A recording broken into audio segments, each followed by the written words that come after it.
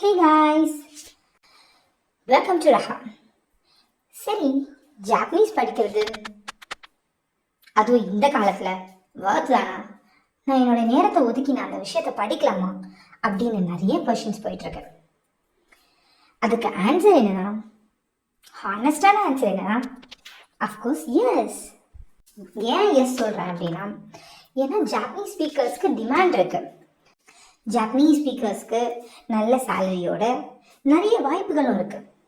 என்னென்ன ஃபீல்டுலலாம் வாய்ப்புகள் இருக்குதுன்னு பார்த்தீங்கன்னா, ஐடி, இன்ஜினியரிங், ஆர்கிடெக்சர் அண்ட் பிஸ்னஸில் கூட ஜப்பானில் நல்ல ஸ்கோப் இருக்குது. ஸோ சேலஞ்சஸ் என்ன மாதிரி இருக்குன்னா, ஜேஎல்பிடி எக்ஸாம்னு ஒன்று இருக்குது. அதை நம்ம பாஸ் பண்ணணும். ஜேஎல்பிடியில் N5, N4, N3, N2, N1. So 5 levels இருக்குது. N5 basic level and N1 native Japanese level. Intermediate level N3. இந்த N3 பாஸ் ஆனாலே நிறைய பேருக்கு வாய்ப்பு கிடைக்கும். இன்னும் மேலே மேலே போஸ்டிங் போகணுன்னா N2 and N1 பாஸ் பண்ணணும்.